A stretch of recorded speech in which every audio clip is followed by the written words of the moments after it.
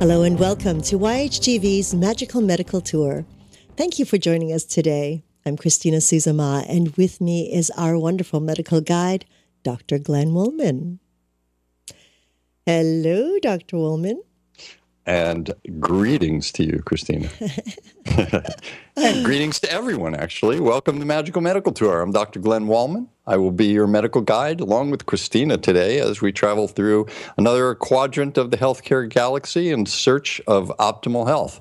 I think we may find some today, Christina. Love it. Don't we find some in every show we do? It's like, I think we do. I love it. We just like jump the stars, and each star has a new story. I love it. Yeah, you know, when I was thinking, we seem to always have, there's one of three themes that I think we're falling into right now, at least for the moment. One is we interview healers that are specifically in a field of healing, a doctor, an acupuncturist, a naturopath, someone like that. And then we interview people that have occasionally had magical spiritual healing. You know, in fact, we're going with Scott Spalding now, who's going through chemotherapy for a colon cancer. And then occasionally, we also do a show with people that have had some kind of an illness and that have, from that illness, created their own specific place in the healing process. Like when we interviewed Lily Padilla, episode 133, she had ovarian cancer, and that motivated her to a career in healing. And today we're going to be interviewing Kelly Jean Daymeyer, who is a certified health and wellness life coach, who also has a very inspiring story that's going to give people a lot of hope today. Before we meet Kelly Jean, how do people get in touch with her and us? I'm so excited for this show, Glenn. At any time during the show, you can feel free to ask a question or make a comment simply by scrolling down on your screen and typing it into the comment box. Now, you can do this at any time. If you're watching this show a year from now or 2 years from now, it doesn't matter. You can do so, and we will make sure to, if it's a question for our special guest, we will actually get it over to them, or for Dr. Woolman, or for us. We will definitely reply to you. Now, if you are listening to this on a podcast or any device, pick up the phone, give us a call. You can call us at 818-LETS-TALK. 818-LETS-TALK. Thank you very much, Glenn. You're welcome. And we had a recent episode with our integrative holistic psychiatrist, Dr. James Lake, and he told me it was okay for me to ask people to like me on my Facebook page, The Medical Guide. So I got over all my insecurities, and now I can say, like me. And share me. Well, I would get very jealous if too many shared you. Okay, ask Christina whether or not you can share me. There we go. Well, if you remember a couple of months ago, we interviewed Dr. Burton Wagner, a doctor of chiropractic, and we talked with him about chiropractic and beyond, the Bliss program, and a few other things. Well, he's the one that recommended Kelly Jean Daymeyer to us, so we thank him for that. And let's not waste any more time and find out this great, inspiring story. Kelly Jean Daymeyer, welcome. Thank you. Glad to be here. Happy holidays. Happy holidays, Kelly Jean. Thank you so much for honoring us here. Oh my gosh, it's my pleasure. Thank you. Thanks for having me. Kelly Jean, as the medical guide, I usually like to tell people where we're going to go, but I'm not totally sure where we're going today. I think what we want to do is we want to find out about your story, the beginnings of your story, which were not very good. And we come to where you are today, which is very good as a life and wellness and health life coach, right? That's right. That's a great place to be, but you weren't there at the beginning, and that's what we want to find out. We want to find out, and we also want to give hope and inspiration to other people that may be going through things that you went through, to let them know that you can get through this and you can make good things out of your life from this. So how does that sound to you? It sounds great because I know your intentions, and the intentions here are not to exploit the story, rather, share my story so that I think, so that others do have, that feeling of hope. And no matter where they are, how low their life seems to be, at this time. And when I do work with people now, oftentimes there's stories that come, they're living a part of my story. And that's the beauty, is that I can relate to so many different parts of, people's adversity. And I would imagine that comes in fairly handy when people say, oh, you don't understand what I'm going through because I'm addicted to this. That's right. And that's why I do appreciate this very meaningful interview, because oftentimes if I'm doing a morning show segment, they're very short, 3-minute clips and segments. And so you just can't, people don't really understand, and they don't know, where I come from. And so they kind of see me as somebody who's healthy and well, and but they don't know just how low I had gone, in the beginning of my life. So let's find out. Kelly Jean, if you were going to write your memoirs, what would the title be? Garden of Eden. Beautiful. That's Garden of Eden. And that's just because I tasted every apple. Oh, lovely. I tasted that's great. Every apple. Did you start out in the Garden of Eden? Well, I mean, I was, I came in with a really big spirit. And I think there are two words that have haunted me my whole life from others. And it's calm down. Did you always hear that from your mother? Settle down. Settle down. And so, yeah, I was just a wild stallion, coming in, and had a huge amount of energy, extremely passionate, a very sensitive child, very emotional, curious. And I also came, and I was raised in Indiana, Fort Wayne. So Midwest, there's that culture back there, right? That sure is. In some ways was very, I don't want to say in a negative way, but it was a little bit oppressive. And so I didn't really feel safe to be fully who I was emotionally. And, we were raised Lutheran. And again, very conservative, upbringing, very family oriented. And that I very much appreciated, and now I really appreciate the Midwest, ways, and so and there's a lot of beauty in it, right? So anyway, yeah, and there was also, I had a predisposition to addictions. So alcoholism was very dominant on my father's side of the family.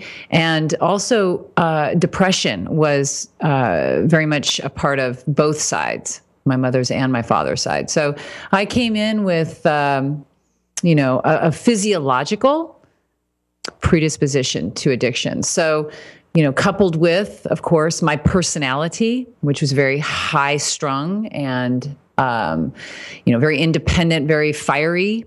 And then my mother and father, the marriage was very volatile. There was a lot of, dysfunction in the family. So it was sort of a recipe for disaster. I was just, it was a pretty big setup right there. And so when I first got my mouth on sugar, that was my first, I call it, drug of choice. And yeah. And once I tasted sugar, it was all over. I just found my salvation, so to speak. And go ahead. No, go ahead, finish. Yeah. So yeah, my first addiction. So, really, yes, addictions were a really huge piece. And that was my first out of many. And so what I want to do is talk about your early years, say up to teenager. Then I want to go through teenage, and then I want to go through early adult, and then now, and then I want to get into what you do now and how you help people. So I want to focus on this for a little while just to get a sense of the big picture. So let's take around 9 years old. What was your body image? So because of the fact that early on, I had been overweight, bullied for being overweight. I had developed some pretty intense body image issues.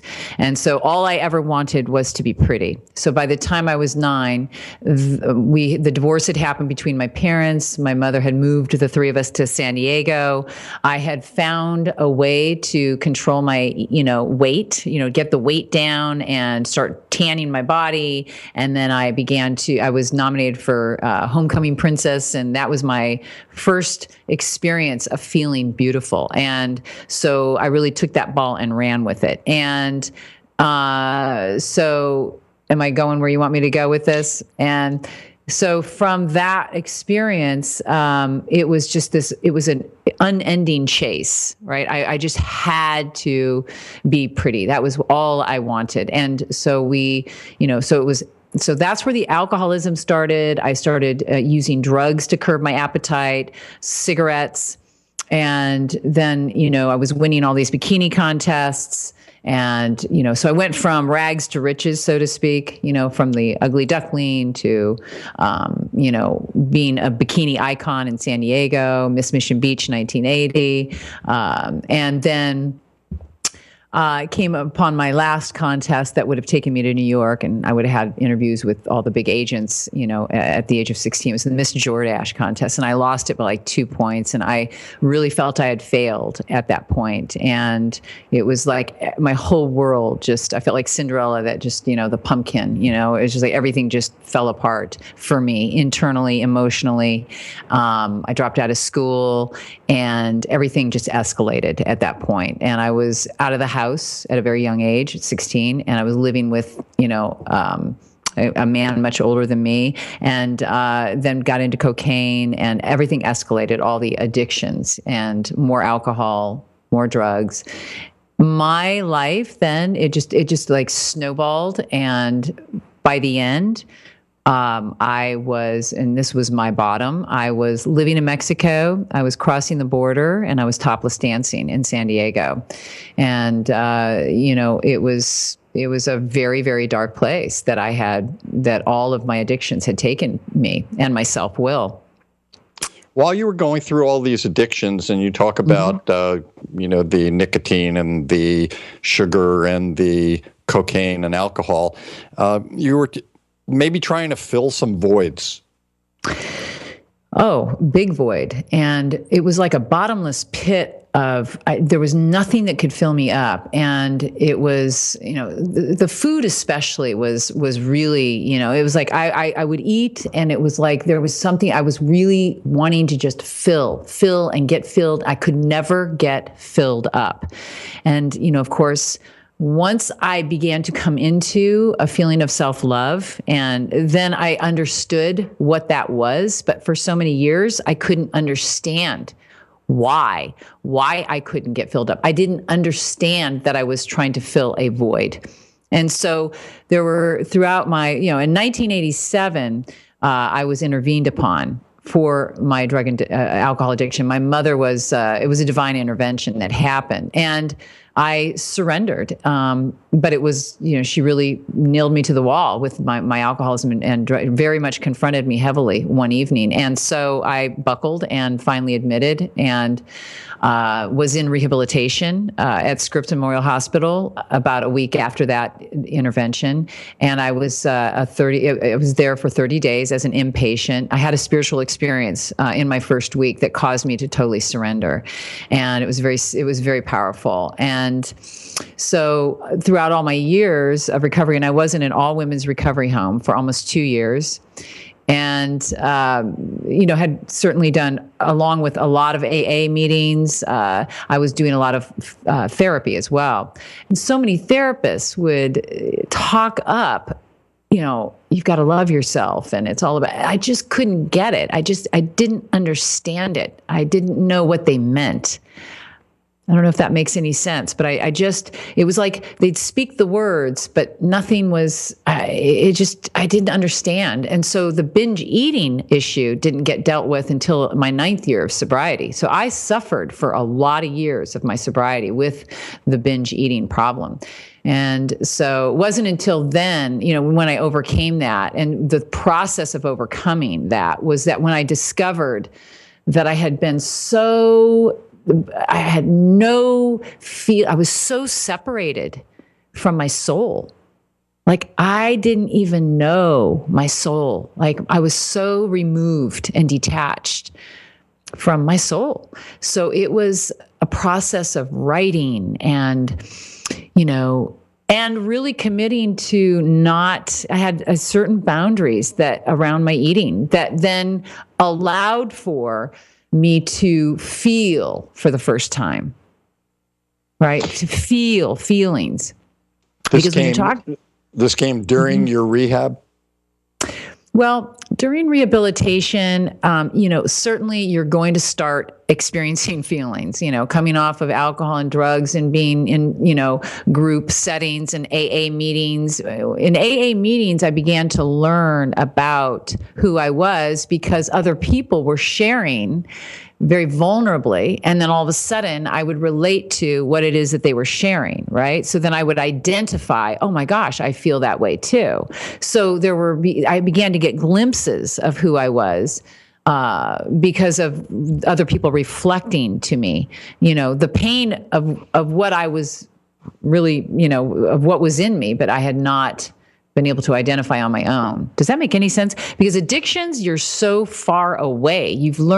I learned to be so detached from any kind of feelings. That's what the addictions were about for me.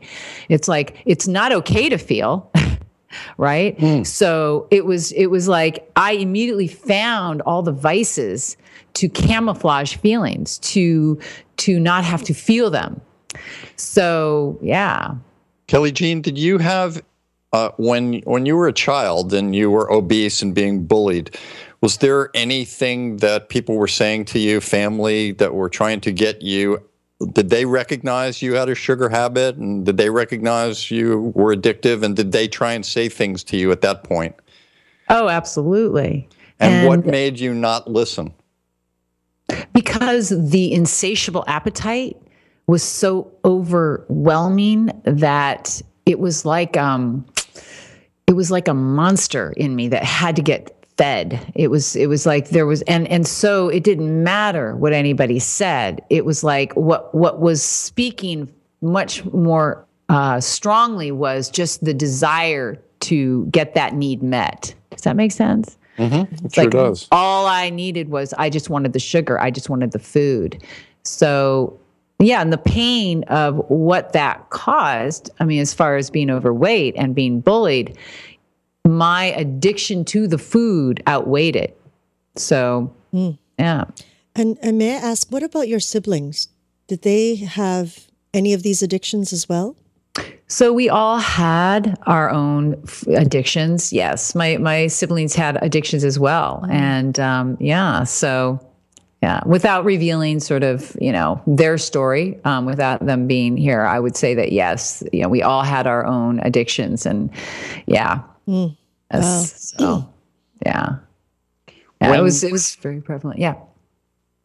When you work with kids now, and I may be rushing this a little, so if you want to answer this a little bit later, looking back, when people tried to tell you things that would help you, you were oblivious to those things.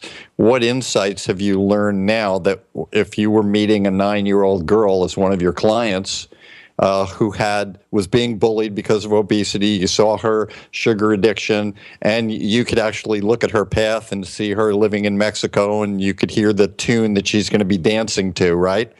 Yeah. How would you speak to her? Well, I'm going to say something that I feel seems to happen when I work with people, and I hope it answers your question. There seems to be a little magic that seems to occur, and it's not necessarily, I would say, magic as much as it is because of the fact that I am happiness. I am truly experiencing and living from a place of joy and, self-love. Like that is a model for who it is that I'm working with, because it's actually, it is me. So like, I can't tell you how many therapists I sat in front of for all those years, and that I didn't feel really modeled it. Does that make sense? They weren't embodying self-love themselves. I didn't feel that there was a real reflection going on from a real. So I think what happens is that all I'm doing when I'm working with people is I'm reflecting a wellness that is already in them. They already are well. It's just they haven't opened up to that well part of who they are. My essence as a child was love and joy. That's who I really was. It's just that I wasn't channeling. I wasn't cultivating, and I wasn't watering the love and the joy of the essence of who I was, right? Mm-hmm. There was like everything else was like that got buried, So it wasn't until years later through, I had to uncover the well person that's inside of me that always was meant to be. And so all I'm doing with who I work with is I am reflecting to them who they really are, which is love, which is, joy, which is wellness and health, right? It's everything they really want to be. They are. When did you recognize that? Oh, well, I'll tell you, there were certainly versions of it throughout all the years, but I have to say that the most significant time where I really came into that piece was when I did some of the most powerful spiritual work with a man by the name of Bill Bauman. And that was back in 2005. And he is that love that is so powerful. And so that when I was in the face of his love and everybody else that was also doing the work, it was like I opened up to my own love, my light. It was like my light was right there. It just I opened up to it. And it was so significantly powerful that all the pain that was still kind of hanging around my soul or any kind of shame, I'll never forget it. It was like a fire hose of release. I mean, just a pain, like crying, and it was a shedding. There was I couldn't even make sense of any of the story of all the pain that was being released in the face of all that love. And then it was like so I call that enlightenment. That's what I called that. That was an enlightenment that I had experienced. And it's never gone away. Of course, I always tell people that, and it is true that we're either sort of in a contracted, we're either in a contracted experience within a given day or a moment, or we're in a more expanded experience, right? So I know when I'm feeling contracted and I'm in that limited human experience, right? Versus before you go forward, yeah, describe that contracted experience for people. When I'm in my head and self-will, and I'm willing my way through my day, and I'm, thinking about things that are more negative, or I'm reacting to, somebody on the road driving in a certain way, or if I am even trying to accomplish a business task and I'm very much in my head about it. And rather than feeling myself in the flow and in an expansion of, just enjoyment and allowing for things to just happen more from that place. Okay, very nice. So all through your career, starting at 8, 9, 10, when we speak with physicians, I always ask them, when did you want to be a doctor, or when did you want to be this kind of a healer? And most of them started very young. Most of them in their stories started very young. Did you, at any point in your life, have a career path that you were looking for that was or was not health and wellness? Oh, you mean before becoming a health and wellness professional? Yes. Was that your goal and you just hadn't met that, or all of this was designed to get you to that? Or did you have, I wanted to be an actress. You wanted to be an actress. I wanted to be Yeah, it's like when I was 3 years into my sobriety, I moved to Los Angeles to pursue an acting career. So that was. So where did you wait tables? So, and at the time, I waited tables at the Cheesecake Factory. And that was what you did, right? When you pursued acting up in LA. So, and I had never waited tables before. So I had to figure that one out. How am I going to do this? And that was a great story, too, how they hired me finally after my fourth interview and begging for the job. So I did that for almost 10 years while I pursued acting up there. Yeah. I'm trying to picture what a food binger's Listen, honey, let me tell you, I was, because during the course of the 9 years that I worked there, 9 years and 5 days and 2 hours, and it's the hardest job I ever had, let me tell you. And I always tell everybody, hey, look, when you decide to do something and make changes, it doesn't matter where you work, who you're married to, how many kids you have, because you'll do it. When you're ready, you'll do it. And it's a great example of that is here I was working at the Cheesecake Factory, right? And I lost all that weight during the course of, I started out as a smoker. I had still been smoking cigarettes. So I had quit smoking. 1996, I was working there as a waitress. And the other thing is I had gained 60 something pounds while working there. And I also lost over 60 pounds while working there. So, wow. And I also healed my body of a chronic illness while working at the Cheesecake Factory. So, wow. So it doesn't matter what environment we're in, or, we can't blame anything on anybody or anything as to why we're not making changes in our lives. And I can tell you that because I'm a testimony of that. It's when we're ready, we're ready. That's about what we're going to find out. So when you talk about being at Cheesecake Factory and thinking about acting and thinking about healing, what happened that changed you into moving into a career of health and wellness? Well, after losing all the weight, I got hit with a panic disorder to where for 2 years straight, I was on a daily basis suffering from severe panic attacks, some of which took me racing to the hospital thinking I was having heart attacks. And they would hook me up to these EKGs and only to find out that, hey, you're fine and this and that. And one time a doctor came in with a box of Paxil, handed it to me and said, these are what you need. You're suffering from a panic disorder. And I had been raised not to use any sort of medications to treat my body, to get it well. My mother raised us to be very holistic. So I immediately, of course, said no to that and said, refer me to a psychologist. So that didn't work either. So it took me, a couple of years to figure it out. And it was through energy work, acupuncture, and meditation that finally got me over it. But by that time, I'd burned a hole in my stomach. So I had a very severe ulcer, couldn't eat a thing without being in excruciating pain. So somebody had introduced me to the macrobiotic diet. And it was the only thing that gave me relief. So I was 100% that was it. I knew my intentions were to heal my body through that way of eating. And I did. And it was 8 months. It took me 8 months. And then I went and studied it. I thought, this is it. I'm going to become a macrobiotic counselor. I'm going to live this way forever, eat this way forever. And so I went and lived in the Berkshire Mountains. And and I was at the Kushi Institute and studied macrobiotics, became a third level graduate.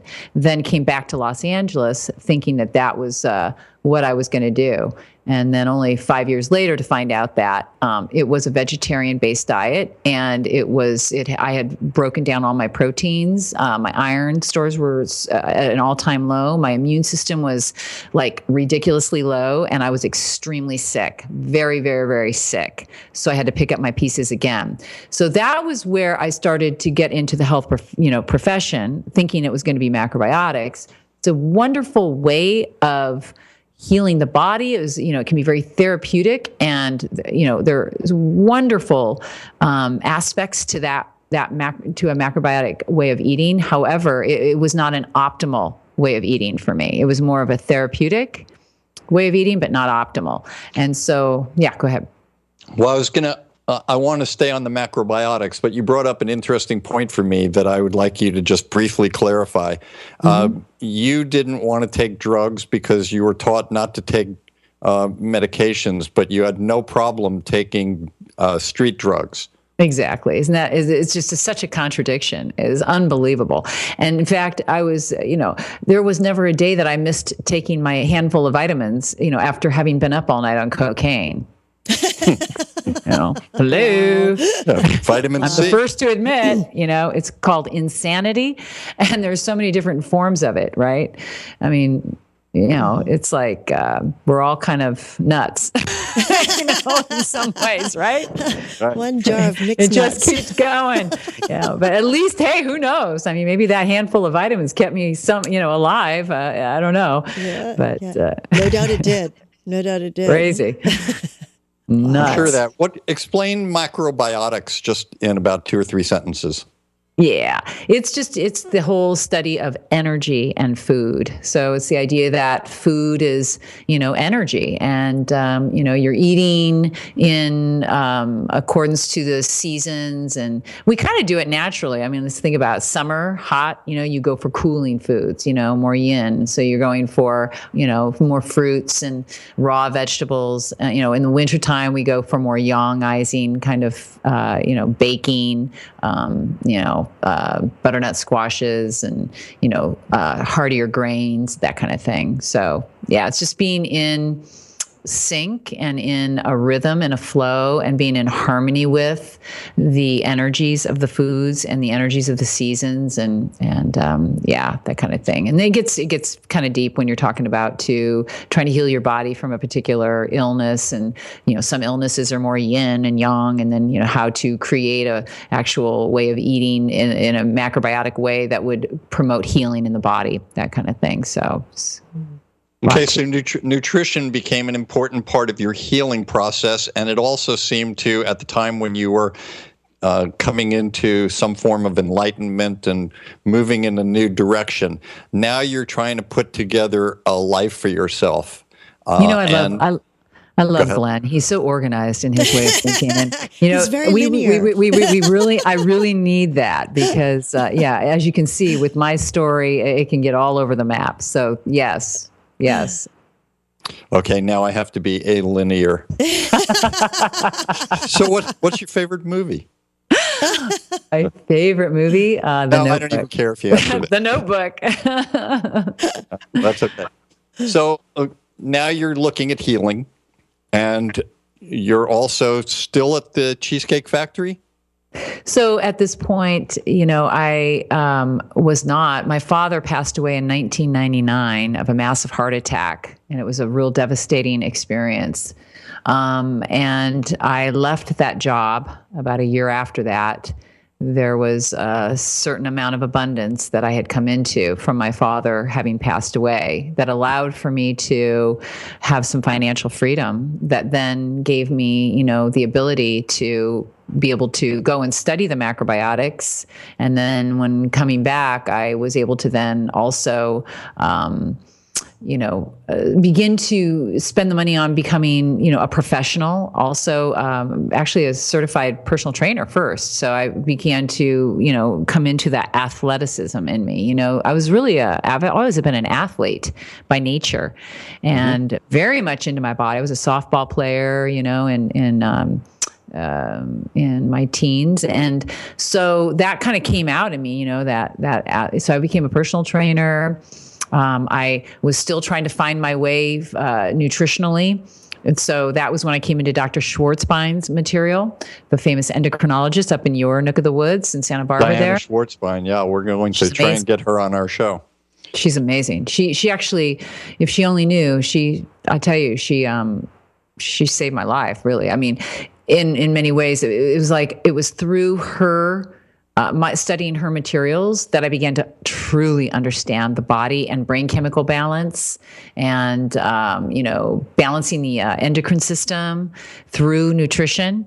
And that was a very big missing piece all my years of recovery. I have to say that there were a lot of times people wanted me to go on medication throughout my years of recovery because I'm so high strung. And can you imagine? I mean, I was not balanced through nutrition at all. So there was all the highs and the lows, and and it wasn't until I began to apply all of her teachings and I began to understand, wow, this is balance. I began to feel the balance in my body when I began to blood sugar stabilize with my nutrition. And that is really the foundation of her teachings. So, and then I eventually became a certified nutritionist under Mark McDonald, who he's all about blood sugar stabilization. That made sense to me.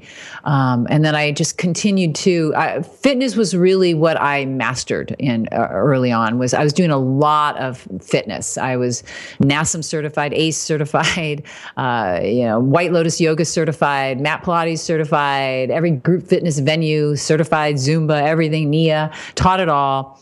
And had even my own studio at one point, and taught in many, many health clubs. And, so that was really a big part of what I did for many years. And then nutrition, as I kept finding more and more wellness and my way toward, to great nutrition. And that was what I also was doing a lot of with my clients, was working nutritionally with them. And so, and then the spiritual piece came in about 2000. I left AA. I left all 12 steps in my 16th year of sobriety. And I will be celebrating 29 years in January here. And I left all the 12 steps in 16 years of sobriety. And the reason why I was finished with that sort of paradigm. I was done. And I needed I didn't want to identify anymore as an alcoholic, a drug addict. I didn't feel that was who I was anymore. I just wasn't. And I didn't want that language anymore. And I wanted a more expanded spiritual experience. I knew that there was just more that I wanted. And I did find that with Bill Bauman, and that he was really my spiritual mentor. And, I continue to just take from many teachers out there. As we know, there are so many amazing spiritual facilitators and leaders, and there's just so much to draw from out there. And I am not about limiting myself at all. I am all about, go ahead. What were you going to say, Glenn? No, go ahead. Finish that. Yeah, I just, I'm all about just opening up to all of the most beautiful, messages and learning from everyone. And, Oprah Winfrey, I have to say, she is my role model as a facilitator, as somebody who keeps it real. Mm-hmm. You always know who that woman is, and she does not hold any airs. And yet at the same time, she's extremely empowered and, wise. And she also came from the trenches and just, bloomed and blossomed and just continues on her journey and path. And so she, to me, is what I feel is a great role model of a great facilitator. And so I look to her a lot, too, for, inspiration. And yeah. When I work with people that are addicted, and having looked at addictions throughout my career, there's a genetic component, there's neurotransmitter components, there's personality components, the people and the environment around you.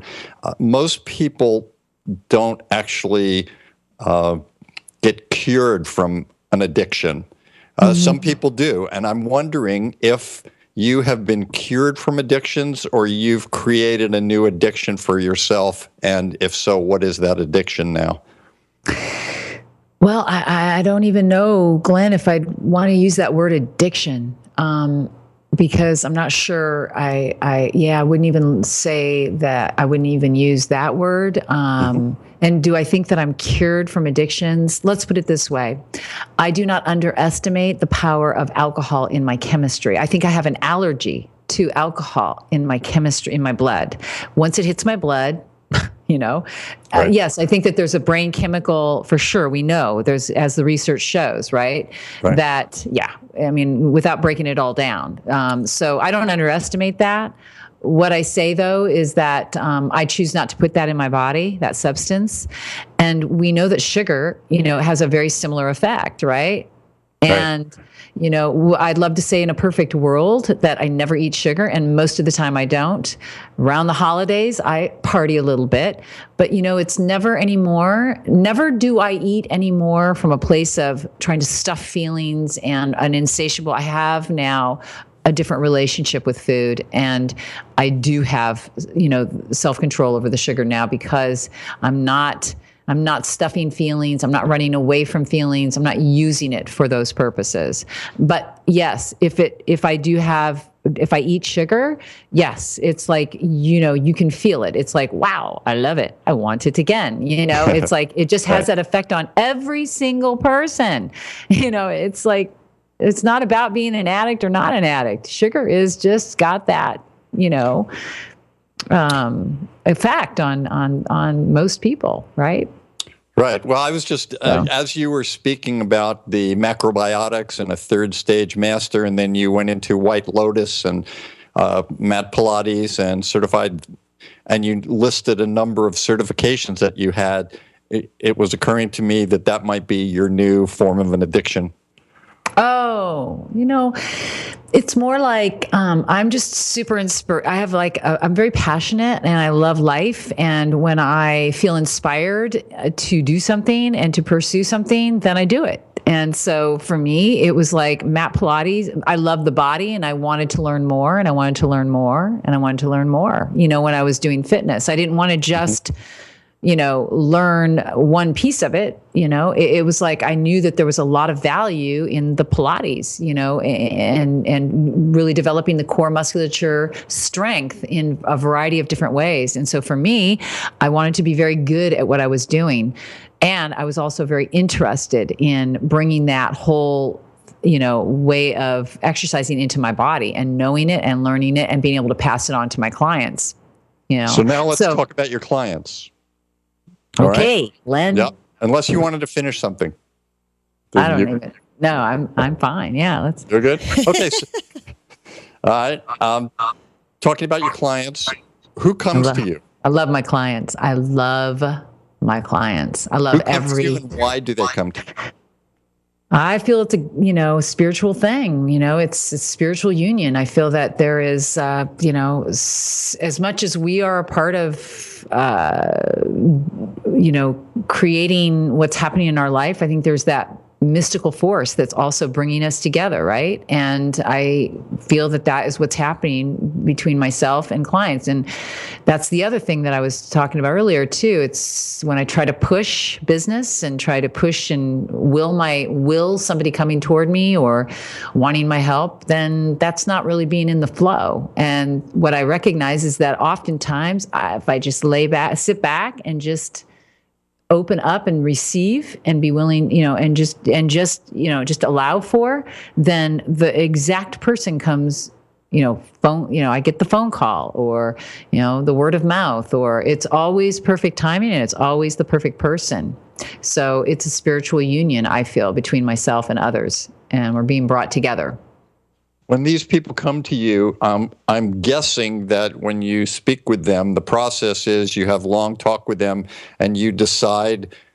I'm guessing that not everyone gets Pilates, the White Lotus, the macronutrients, and all of the other things you do. You put things together that's specific for each person, or does everybody get the whole buffet? So it's all up to what a person is ready for and what they're feeling inspired to do and what they financially can afford as well. So, because there's some components here that I work with. So there's nutrition, food is medicine, as we know. And to me, that's the most important.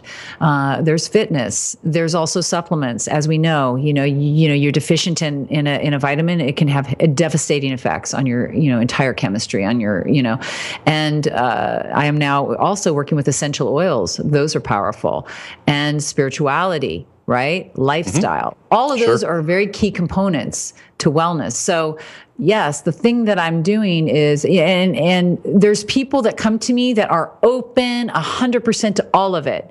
and they are just raring to go, and they really want all pieces of wellness, and they're ready. Okay, that's awesome. And the sky's the limit with that, right? So I can do 30-day total wellness programs. A lot of times I'll start with my 21-day cleanse and nutritional reboot, which is not about starving the body, but it's blood sugar stabilizing, and it's using food as medicine. It's getting rid of inflammation, and, really detoxifying the liver and the body as a whole. And it's also doing some gut repair.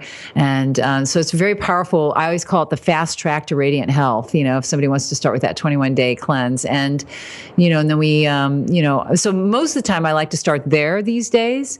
And a lot of people really feel that they are ready for that because they can do anything for 21 days, right? So, and then oftentimes on the back end of the 21-day cleanse, they find that, oh my gosh, I just want to keep going with this way of eating. This is actually the optimal way to eat. And I'm feeling satiated, and I'm feeling, and I'm losing weight, but I'm losing it the right way. And I feel like I could really sustain this way of eating. So that's the cool thing about that. And then there's people that want to just work with me and with daily coaching, right? So they might want to do a very all-inclusive 30-day program where they know they have access to me every day through phone, through text, through email, and where I'm literally kind of really in their life with them, because there's so many details that come up in a given day that can either keep a person from being successful at really being able to integrate health and wellness. And, so that's where I kind of get in there and help them negotiate and navigate, right?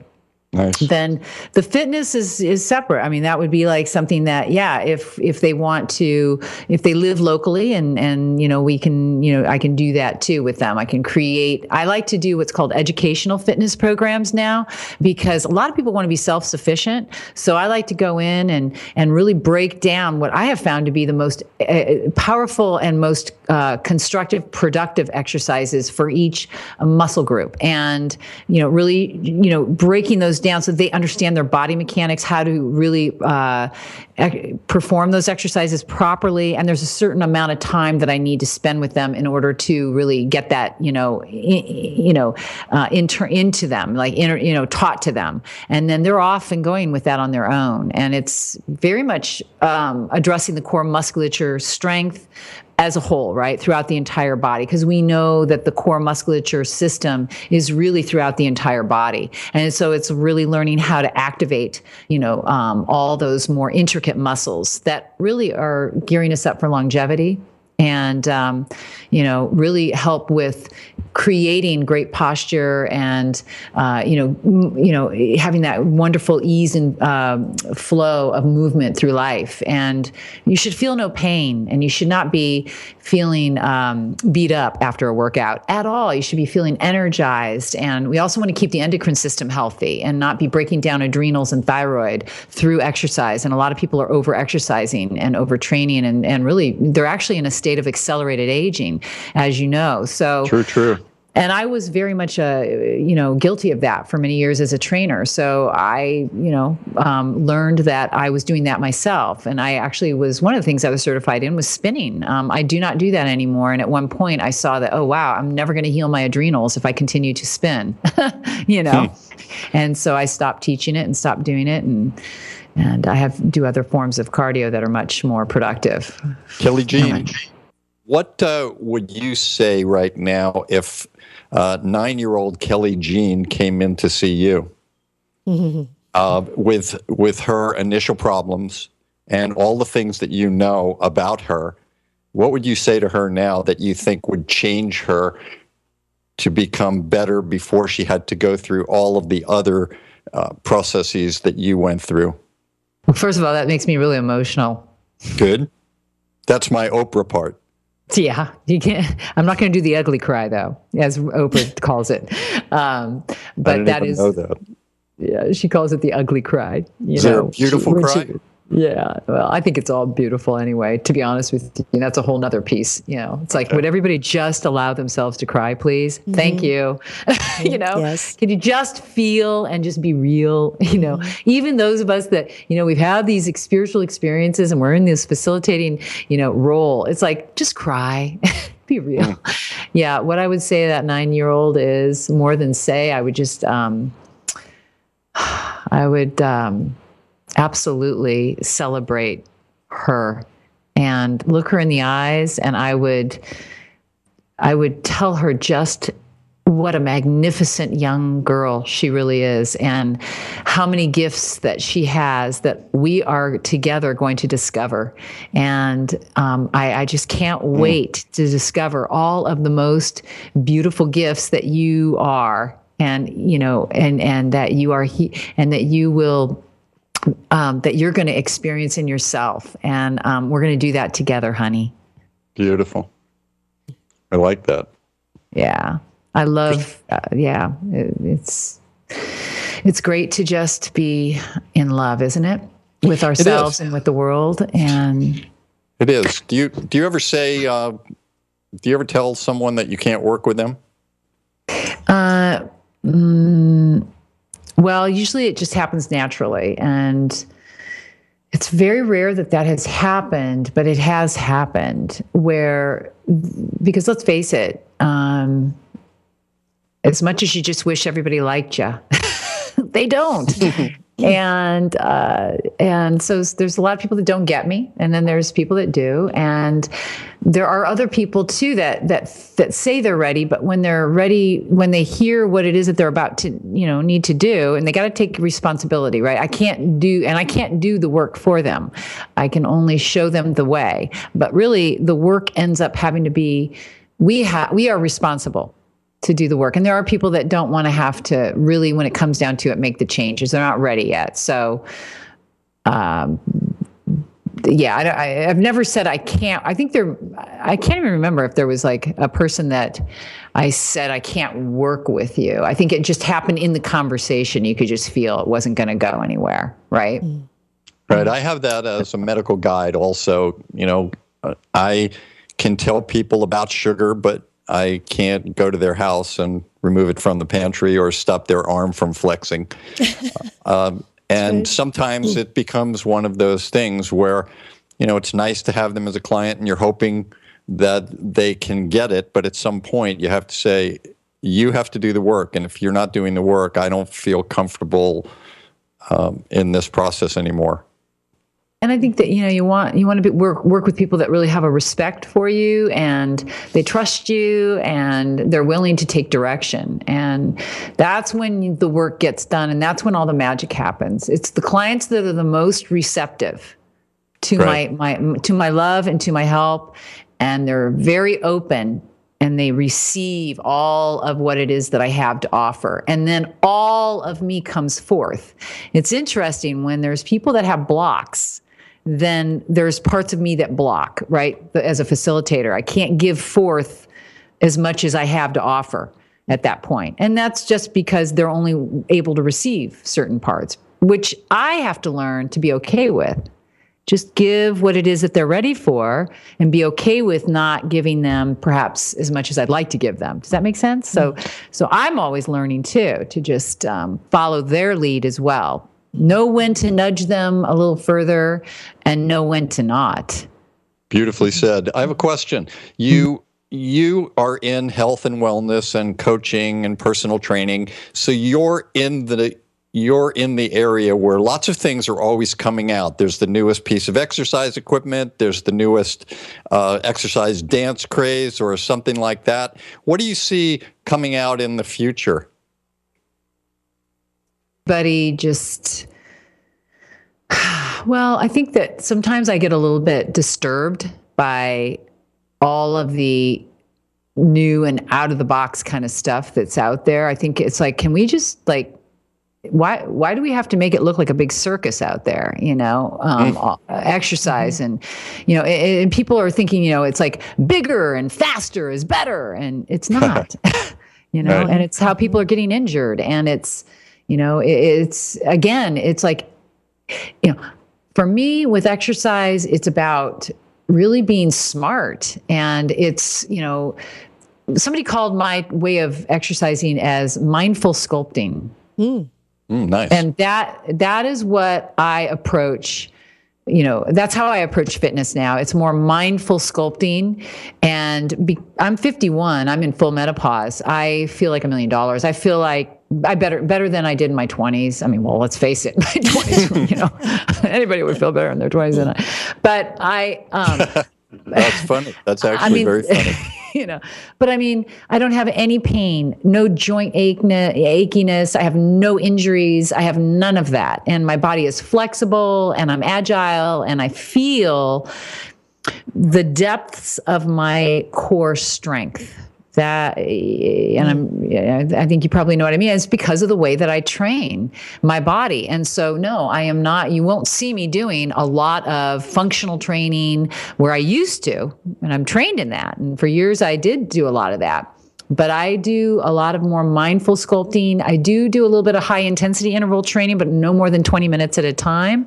And it's more on the stairs. I'll do outside stairs, and I don't ever skip stairs. I do not recommend skipping stairs. It's so hard on the whole lumbo pelvic hip complex and the skeleton, the whole skeletal, health. I mean, it just is so, it's hard on the psoas and, those hip flexors. And it's just, I think it's just like, people just need to settle down. Well, I know Christina has probably 1,000 things to ask you, but I want to be clear on that. What do you mean by skipping stairs? Do you mean like when you're walking down or upstairs, don't skip one or two? Or exactly. Go ahead. Single steps. Just go single steps really fast all the way up. Recover coming down. Single steps really fast, recover coming down. And no more than 15 to 20 minutes. And you don't ever want to do that every day. You want to let your body recover.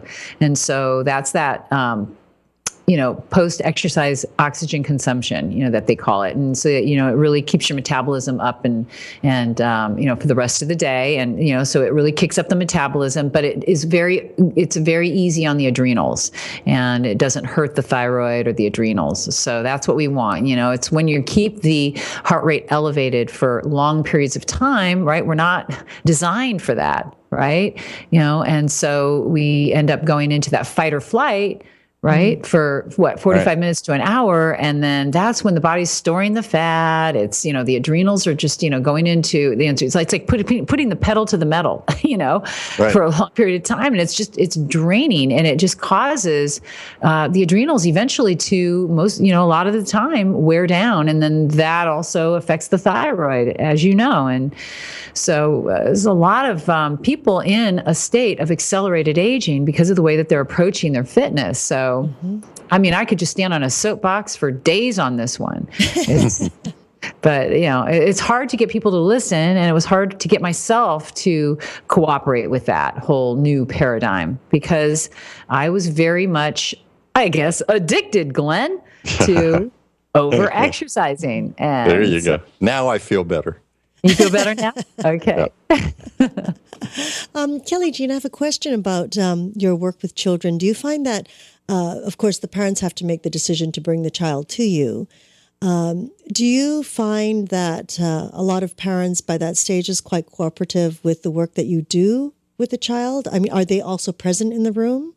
Well, I'm really grateful when a parent does it's mostly the mothers, they're bringing their daughters to me. And oftentimes a lot of times it's eating disorders that I've worked with. Those seem to be, most of what I work with. And I work with, by the way, that's probably about 20% of my work is with that population, but most of my work is with women, 30s, 40s, 50s, 60s. That's mostly my demographics, but and I work with men too.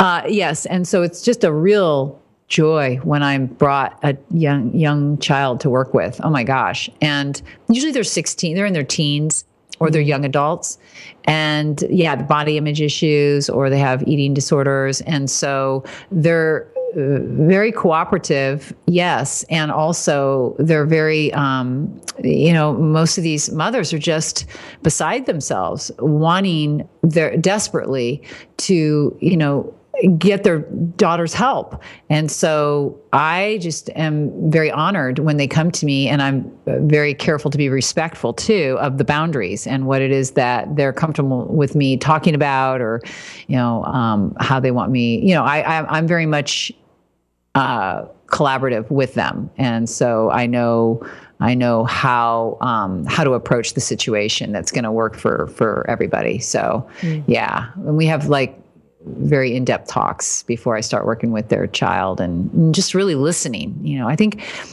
as a spiritual mentor, certified spiritual mentor, I think, the thing that I learned the most in the years that I was, getting that certification was how to listen. It's the art of listening. And so the more I listen, then the more I'm then led in the right ways. If I just really listen, then boy, that's usually the only thing that really needs to happen that then enables me to make the right decisions and choices. Lovely. Nicely said. And speaking of listening, everyone that watches or listens to this show knows at the end of the show, we always ask our guest for a health tip. And I know that people are waiting to hear yours. Well, I think that the most important tip that I would love to share with everybody is to blood sugar stabilize with your nutrition. And that was the thing that changed my life. And that is bringing your fats and your carbs and your proteins together, every meal, every snack. So your blood sugar stabilizing, never skipping a meal ever again, especially breakfast. Of course, healthy versions of proteins, fats, and carbs, and, eating them in certain ratios and eating them at certain intervals. And you'll find that the body will then begin to naturally burn fat, because the body no longer then will be in a state of fight or flight, and it will be able to be in what's called homeostasis. And when it's in homeostasis, the body then just releases the excess body fat into the blood and utilizes it as fuel. That's what happens. Your brain chemicals are going to start to feel balanced, your hormones. So this is really key to women in menopause, perimenopause, people who are in recovery from addictions. My gosh, had I known this in my early years of addictions, it would have saved me so many years of pain, emotional pain, and also physical pain. So around the holidays, right? Let's face it, we're all going to eat a little sugar. So my recommendations would be that, let's say if you're having pumpkin pie, just eat maybe the inside of the pumpkin pie, not the crust. Leave that gluten alone, maybe. And, consider that your carb, right? And then never eat that by itself. Just, maybe group it with some turkey or, some kind of a complete protein. The fat would be in that pumpkin pie. So there's your fat, right? So these are ways that you can kind of negotiate and navigate right now through the holidays. Get your sweet tooth on a little bit, enjoy, but not necessarily feel like you're going to do 5-10 pounds of damage, This is also, I'm going to hold this up. This is a company called Lily's, and it's stevia sweetened. Okay, it's chocolate. So that might be another option. You can get that at Whole Foods or different health food stores. And this is a really good protein bar here. It's Garden of Life. I don't know if you can see that. And it's a protein bar that really is tasty, and it's the chocolate macadamia nut flavor. Mm. This is one of the best protein bars actually on the market right now. And you'll see this in most naturopathic offices and naturopathic centers. And it's called the Epic Bar. Okay. It's called an Epic Bar. Whoops. And my favorite flavor is turkey. And this is actually turkey. There's some cranberry in it and almonds, and it's very soft. So it's not like beef jerky where it's tough and it would be difficult on the digestive tract, right? So easy to digest, and it's just got the perfect amount of fat, protein, and carb in here. You probably want to supplement. Yeah, well, this one doesn't have any chocolate in. Thank God. Yeah, exactly. There you go. Yeah, that's if you're not doing any sweets, and you want like a real fast, in between the meals kind of snack. This would need to be. You need to have a little bit of a carbohydrate to supplement it because it's only got 9 grams of carbs in it. So maybe eat like a half of an apple with it, or maybe a couple carrot sticks, that kind of thing. And so another great thing you can do around the holidays here is we've got some great teas. And this one is a caramel apple by Celestial. right? Teas. And you can put like a little stevia in that and maybe some unsweetened almond milk. And that's delicious. I mean, they are just delicious. And, instead of going for one of those, horrible like drinks at the coffee shops, right? Where they're just loaded with artificial preservatives and all of that, you can just get some of these. This is another one. This one is spiced or harvest pumpkin by Celestial. So these are really great. Again, you just sweeten them with stevia, or you could use like coconut sugar, which is on the index scale. It's from 0 to 100. It's 35, right? So it's on the a little lower glycemic index. And so between xylitol or stevia or coconut sugar, those would be my recommendations instead of obviously cane sugar, or even agave. They're finding now is actually acting like corn syrup, as far as on the liver, and so I don't recommend that sweetener anymore either. But yeah, so blood sugar stabilize with your nutrition, and if you do indulge around the holidays, do not suddenly go into some sort of a diet mode where you're going to like skip a meal the next day. Never skip another meal, because that's going to help by never skipping another meal, your metabolism is going to stay revved, and that's what you want. And so, yeah, that was Dr. Diana Schwartzbein's, wonderful, teachings. And there's so much I learned from her. And that's the other thing. Read a lot of books. There's so much to draw from out there. And I recommend just, just keep educating yourself. And, it's beautiful. I just never stop because I'm addicted. As I. As are all of us. Yes, that's why we keep doing these shows. Just in case we don't have time to read the books, we have wonderful individuals like yourself, Kelly Jean, to share with us. Can I read something real quick? Absolutely. Or how long do we have? Okay, how long do we have here? Do we have about a couple minutes? Okay, yes? Great. So this is the book Soul Vision, and this is from Bill Bauman. Bill Bauman's book, and he is my spiritual mentor, as are many people, actually, my spiritual mentor. I just, I draw from everyone, Don't you think that we all are? All of us have gifts of wisdom, but he is just amazing. And so here's something from his book. So we can discover another dynamic truth, that within us, everything sparkles with infinite light and holds a powerful divine radiance, a radiance that we can experience personally. We are able to know that because we are light. Light's unending gifts are ours to cherish and use in our lives. Our innate beauty is one such gift that can lead us to appreciate and celebrate ourselves and others. Light also gives us the blessing of experiencing life's splendor, perfection, and wonder every day, which allows us to join in that splendor and actually feel the ways it embraces and blesses us in our daily life. And that's how I felt when I came into that experience back in 2006. I think it was 2006. It was my light. I felt my light, and it has never left me. And I see it in everyone else too. And we all are light and love. That's really the essence of all of us, I feel, the truth. Beautiful. I think it's a perfect way to end. Thank you very much, Kelly Jean Daymeyer, for sharing your wisdom, your experiences, and your inspiration for all of us. I'd like to also thank my teachers and my healers for bringing me to where I am today. Thank you, Yoga Hub, and all of our listeners and viewers around the world continuing to stay with Magical Medical Tour. And I hope you're going to have great holidays, and looking forward to getting together with everyone on Magical Medical Tour next week as we explore another quadrant of the healthcare galaxy. So until that time, I wish you all optimal health. Thank you very much, Kelly Jean. It's been such a pleasure to have you with us, and your inspiration will touch many, many. You are one drop that will become 1,000 waves. I can see that. Kristen. Thank you, Glenn, so much. And thank you, Dr. Glenn Woolman, for hosting another great show with me. And of course, we would like to thank each and every one of you for joining us in this new platform of education and information. We're grateful for your continuous support, and we look forward to hearing your feedback on how we can serve you better. If you'd like to learn more about Kelly Jean Daymeyer, we invite you to visit her website, kellyjeanwellness.com, kellyjeanwellness.com.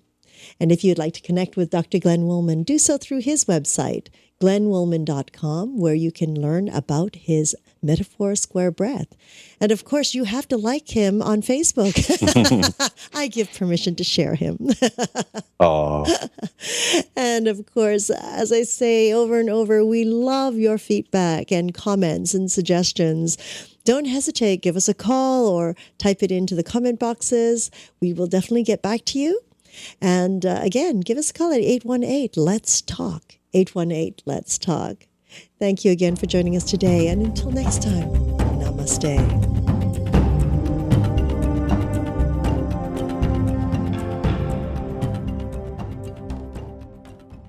Is viable. It's strong. It's just coursing through our lives, through our veins, through our thoughts, through all of the opportunities that come to us and don't come to us. We think of love sometimes as being very conditional. It has rules to it. And we think about that for ourselves. If I am not a good enough girl, then you won't love me. If I don't show